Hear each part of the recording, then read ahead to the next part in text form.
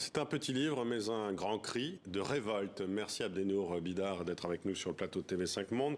Vous êtes philosophe et vous publiez au Lien qui libère Démocratie en danger. 10 questions sur la crise sanitaire et ses conséquences. Vous y revenez donc sur cette crise Covid et sur les restrictions de liberté qui l'ont accompagnée. Et vous réclamez aujourd'hui qu'on mette en place une grande thérapie à l'échelle nationale pour libérer la parole des Français, leur souffrance, leur colère durant cette pandémie.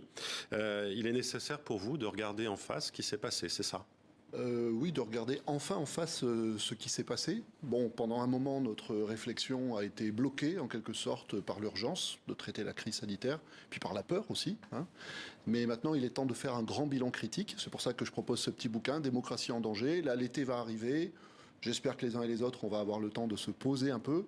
Et puis j'espère surtout qu'à la rentrée, on va pouvoir enfin parler de ce qui nous est arrivé, parce que ça a été quand même une épreuve collective énorme, absolument sans précédent, qui a été absente du débat politique ensuite, absente des législatives, absente de la présidentielle, alors que c'est ce qui a vraiment marqué en tant qu'événement notre vie privée et notre vie collective pendant 2 ans. Et ne pas en parler, est-ce qu'il ne s'agit pas de mettre derrière nous une période éprouvante pour passer à autre chose, tout simplement ? Oui, et ça, on peut le prendre en compte. Il y a une espèce de résilience spontanée, mais enfin, en même temps, ça va pas être aussi facile que ça, parce que ça a créé beaucoup de traumatismes, beaucoup de souffrances, beaucoup de détresse, on le sait. On l'a encore vu dans votre sujet. Regardez, aux États-Unis, ce vieil homme, il dit pendant la crise, moi, pour pas déprimer, je prenais le fentanyl. Ouais. Alors, sans aller jusqu'à ce type d'extrême, on sait les dégâts parce qu'on les a vécus dans nos vies personnelles, de périodes de couvre-feu, de périodes de confinement, de périodes extrêmement douloureuses. Des violences aussi conjugales qui ont explosé.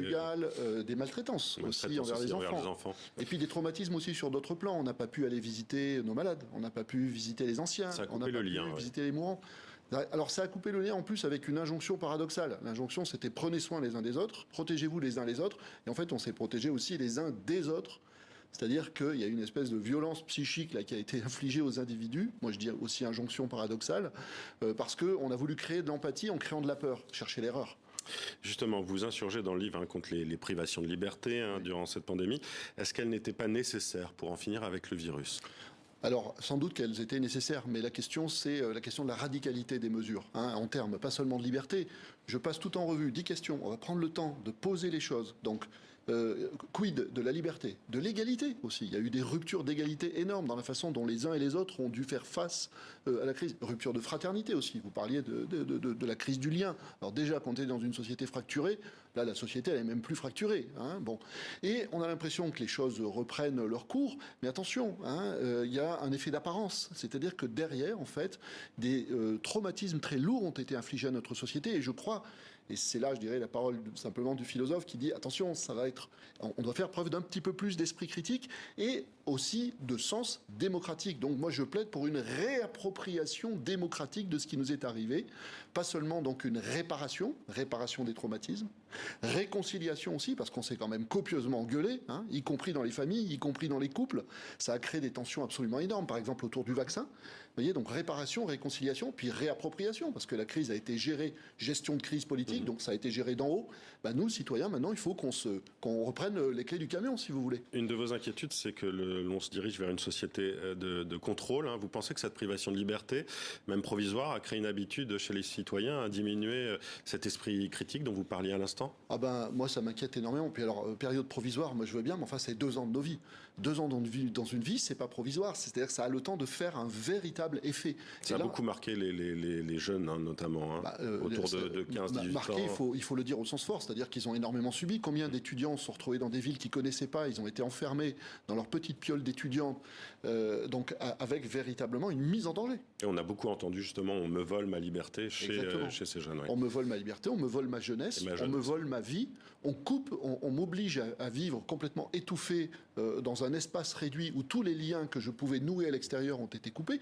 On va pas s'en sortir comme ça serait trop simple. C'est une poussée plus grande encore d'une certaine déshumanisation de nos sociétés. Vous utilisez le terme, je crois d'ailleurs. Vous savez, moi je suis l'héritier de cette philosophie du XXe siècle qui a dit le grand mal de la modernité, c'est la déshumanisation du monde. Alors Alors ça paraît être un concept un peu nébuleux comme ça, sauf que là, Là, c'était très clair. c'était très clair et très concret, hélas. Donc il va falloir prendre au sérieux cette question de la déshumanisation. On a vu la montée de l'extrême droite en France, on la voit ailleurs dans le monde.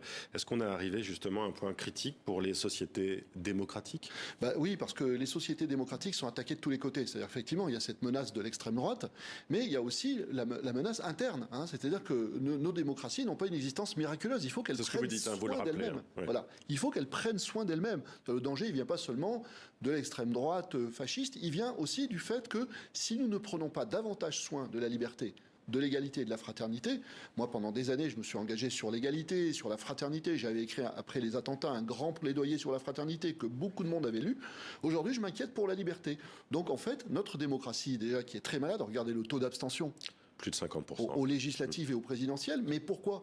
Parce que les gens ont ce sentiment que la politique décroche, elle est de plus en plus hors sol. Et là, moi, ça m'inquiète particulièrement de me dire, on vient de passer par une épreuve collective énorme, et elle a été totalement absente du débat présidentiel. Alors moi, je veux bien voter pour un tel ou pour un tel, mais il y a une absence de prise en compte de ce qui a fait la vie des gens, de ce qui a conditionné la vie des gens de manière hyper lourde pendant 2 ans.